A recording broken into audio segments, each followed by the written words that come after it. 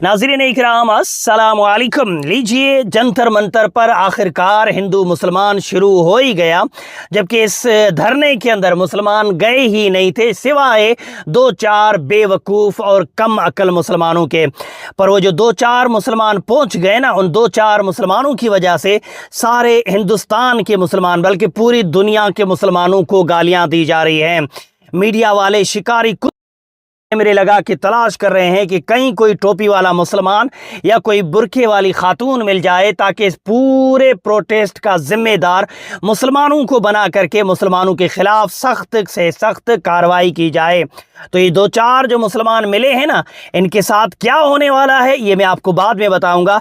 पहले आइए ज़रा उन कम अकल बेवकूफ़ों को देखें, और हाँ, उन मुसलमानों की वजह से जो गालियाँ पड़ रही है ना, वो ज़रूर सुनना, क्योंकि मैंने पहले भी कहा था ये होने वाला है। पहले ये सुनिए, उसके बाद और वजाहत बताता हूँ। देखिए, इस वक्त सीजेपी यानी कांग्रेस जनता पार्टी के प्रोटेस्ट में यहाँ पर जी मीडिया जो बाइट ले रहा है ना, वो जी मीडिया को आप देखिए, उसने केवल पूरे हज़ारों स्टूडेंट यहाँ पर आया है, लेकिन उसने केवल मुस्लिम स्टूडेंट को ही टारगेट किया है।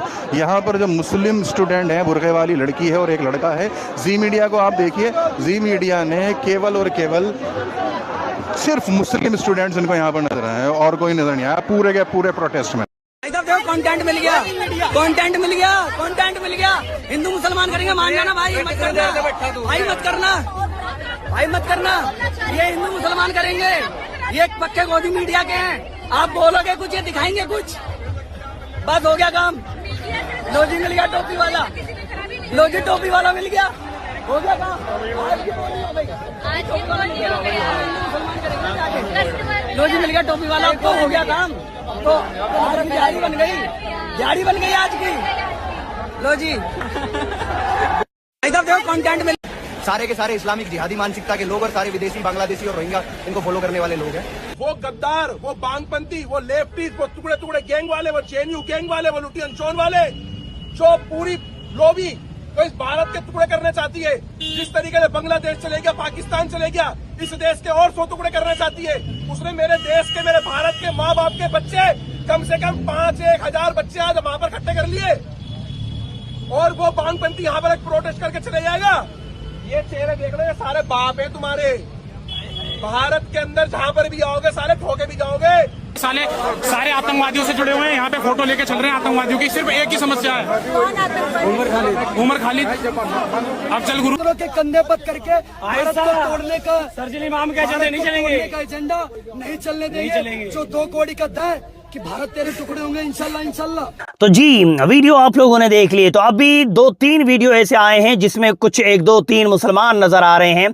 2-3 मुसलमानों की वजह से हाल ये है कि मुसलमानों को गालियां दी जा रही हैं।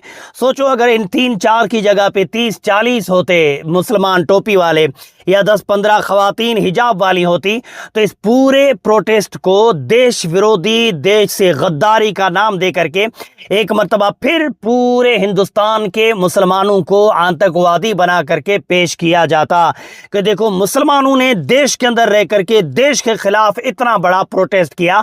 अगर 30-40 मुसलमान होते तो 3-4 मुसलमान नजर आए हैं, उन 3-4 मुसलमानों की वजह से पूरे मुसलमानों को गालियां दी जा रही है। ताज्जुब की बात यह है कि अब उस धरने के अंदर, उस प्रोटेस्ट के अंदर जो गैर मुस्लिम हैं, उन्हें भी पता है कि अगर मुसलमान यहाँ आकर के कुछ बोलेंगे तो उन्हें गिरफ्तार कर लिया जाएगा। खुद गैर मुस्लिमों को समझ में आ चुका है, लेकिन ये जो 3-4 बेवकूफ़ वहाँ पहुंचे ना, उन्हें समझ में नहीं आया। गैर मुस्लिमों का सुनो वो क्या कह रहे हैं। मैं नॉन मुस्लिम हूँ, फिर भी मैं बोल रही हूँ कि इस देश में इतना बदलाव आ चुका है, इतना चेंज हो चुका है ये देश, कि मैं ही सेम लड़की हिंदू हूँ, पर मैं ही सेम लड़की यहाँ पर मुसलमान होती और ये सब चीज़ें बोल रही होती तो कल जेल में पड़ी होती।